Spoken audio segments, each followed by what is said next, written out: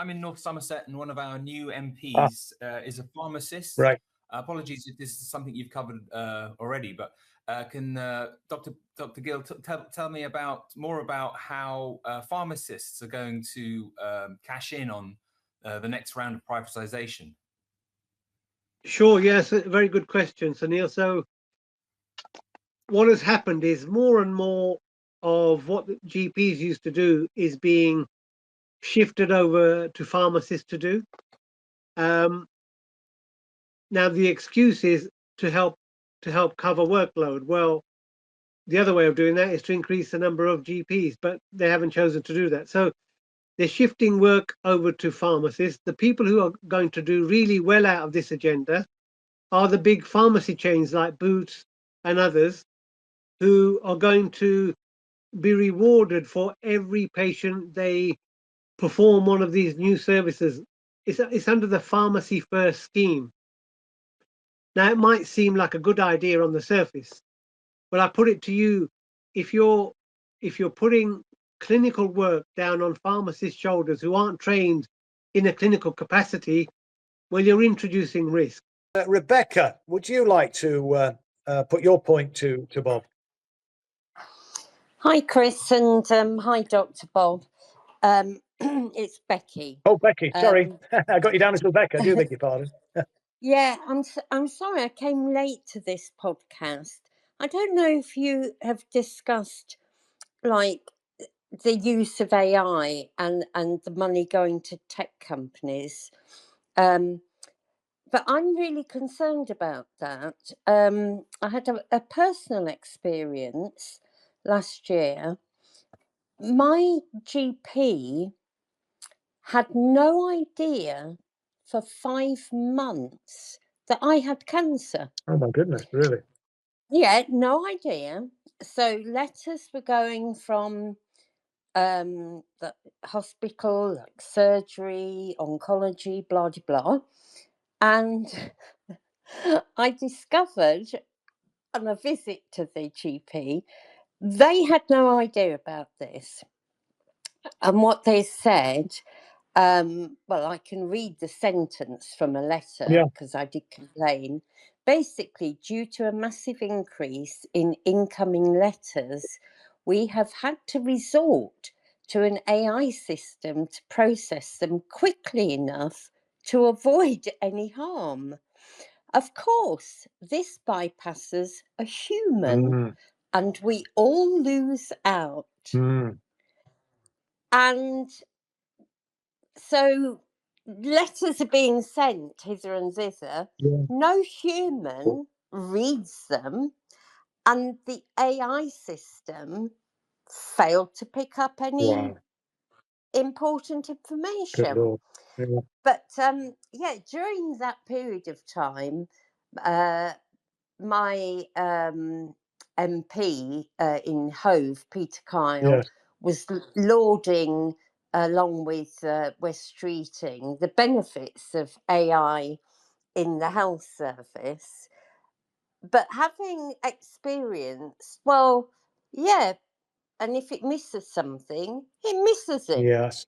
And nobody knows because no human's involved. And I mean, I just think there's an awful lot of money going to go the way of AI systems. And I mean, obviously, Dr. Bob's a practitioner. I wondered how he felt about it. Yeah, Bob, I mean, by the way, Peter Kyle is another Labour MP, isn't he, who's sort of in favour of all this sort of stuff, which is, again, you know, totally alien to the, you know, the founding principles, really, of the NHS. I just feel that obviously AI has uses, but I think there are places where technology is great until it's not, as we all know with our own little laptop. Yeah, cool. You know, and if you get technology failing in a crucial matter, you know, like somebody's life or death, to me, I think it's like the latest way of guzzling money into private companies. you know, and people like Streeting and Kyle will come out and say, oh, AI is going to do this, this, and this for you. Well, it might, but it might not, but it doesn't matter, because when it doesn't work, nobody's accountable. No, It's indeed. just, you know, an anonymous AI. Oh, apparently I was told, oh, you know, there was a glitch. It wasn't picking up. Yeah. Well, great. You know, if it's not picking stuff up, it doesn't work. It's not very intelligent then, is it? No, it's not. That's the thing, you know. Yeah, so I just see it as another route for people. And when this Labour government is done for, which I know can't be long, I shall be fascinated to watch the revolving doors to see who gets catapulted here, there, and everywhere. Yes, indeed. So anyway, thank you, Dr. Bob. Thank you. Thank you. Hi, Chris, and great listening to all of this, even though it's very bad news. I want to talk about the what I'm sure you all agree is the kind of looting of the NHS, whether it be you know, private drug companies, whether it be AI. We've mentioned about the electronic. The amount of money that was Bob was talking about that was spent on this electronic notes system. I worked in the NHS at that time, but what I want to talk about actually is the PFI thing, because it might seem now ancient history, but there's a kind of legacy to this which is absolutely huge in terms of the amount of money that's the NHS is having to pay out to private companies. Now that the maybe I'm not sure where they are with the actual mortgage payments, so to speak, they may well have paid those off. But these companies, Skanska is one example of it, they've now basically peed off and they're not doing the maintenance anymore. So the maintenance cost of these hospitals is possibly more than the PFI payments. I don't have the figures on that. But this, you know, this is something that I think was allowed to happen.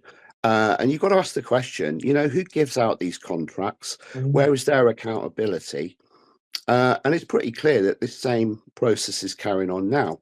And we can talk about corruption in Ukraine, but we've got huge corruption going on right now, whether it be the House of Lords, the House of Parliament. These are the people handing out the contracts, and this looting, this abuse of public services is perpetual. There's a cycle, and we've had it with management consultancy was another one that I think I mentioned to you, Chris, and huge amount of money essentially sucked out of the NHS. But these people just go on and find another way of doing it. Yeah, exactly.